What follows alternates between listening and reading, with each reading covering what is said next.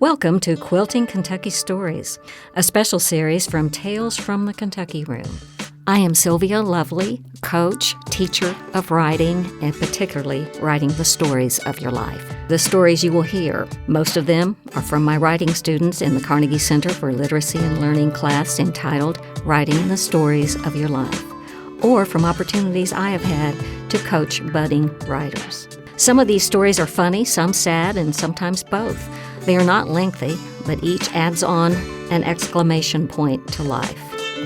This is Sylvia Lovely. This is me, humor in the time of grief.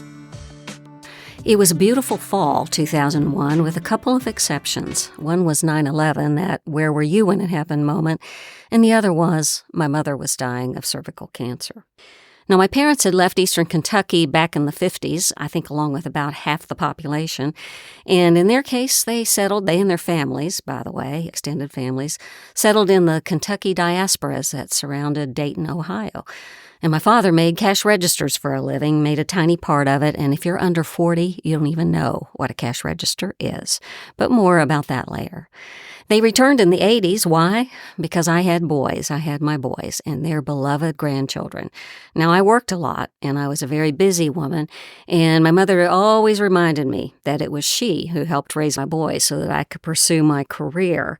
And quietly, I absorbed that and loved it because they got such loving care from her. Now, my mother moved back to Lexington to do that, but she had to find a place to live. And this is significant because what they settled on, if you're familiar with Southland neighborhood in Lexington, it's a working-class neighborhood, and it's got these tiny little houses, little story-and-a-halves, and that's where my parents settled. And we had to move the hospital bed into the house, and that was challenging. And we finally settled on the only solution, which was to put it where her dining room table had been, which meant my mother was in the middle of everything. Now, my mother loved to get company. Family didn't come so much from Ohio because in the meantime, between the 50s and the 80s, there was I-75 that was built that took the place of a small ribbon of a road that they had gone there on.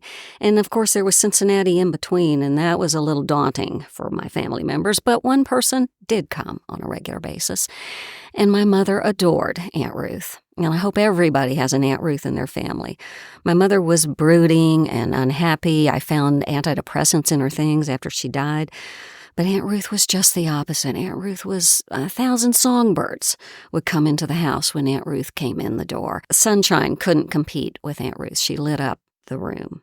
And most importantly for my mother, she was a woman of great faith. Her faith was unwavering. In fact, Ruth probably thought of heaven as being like Disneyland. And I remembered back, I was more like my mother. My mother wasn't a non-believer. She just was a bit skeptical on the edge of death. You know, what is going to happen? But I remember at age 13 being baptized in the Southern Baptist tradition, about to be dunked, and I looked up at the preacher, and I said to him, "So, well, how old will Grandpa be when I'm in heaven with him?" And he glared down at me as if I should just drown this infidel while I can. You don't ask questions like that. You just go on faith. And that was what Aunt Ruth did so well. Well, Aunt Ruth was there one day, and my mother was in the hospital bed at this point about a month out from passing away. And she had her head permanently, seemed to us, cocked to the one side. I would lean over just to see if she was still breathing. And Aunt Ruth and my son were parading through the house right by the hospital bed, and my son was a lot like Ruth, and Aunt Ruth was sewing Ross a kilt. They were joyous, they were laughing, they were bringing such joy into the room, and I came up with a brilliant idea. I had read my books, right? You bring somebody in who doesn't appear to be there, and we don't know what they hear and what they think. And so I leaned over to my mother, and I said, "Mother," Mamaw, actually, that was her favorite pronoun. I said, "Aunt Ruth is sewing Ross a kilt." That was the older son, her beloved grandson.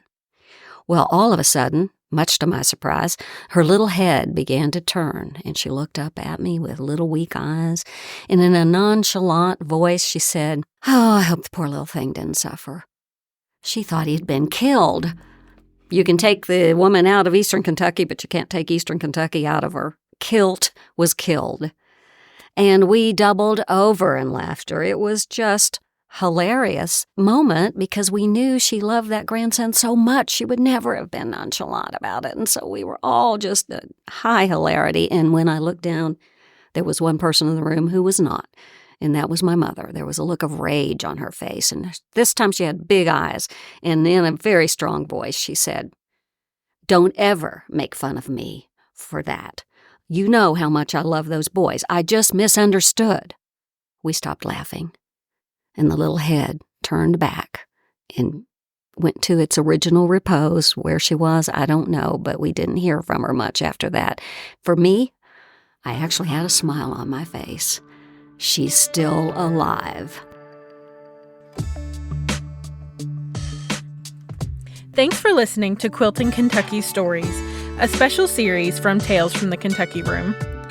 If you want to hear more episodes like these, you can subscribe, rate, and review Tales from the Kentucky Room on Apple Podcasts, Spotify, YouTube, or wherever you get your podcasts. Or you can visit us at lexpublib.org/podcasts.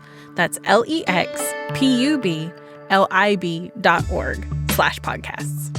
We'll be back with another patch for the quilt of Kentucky stories.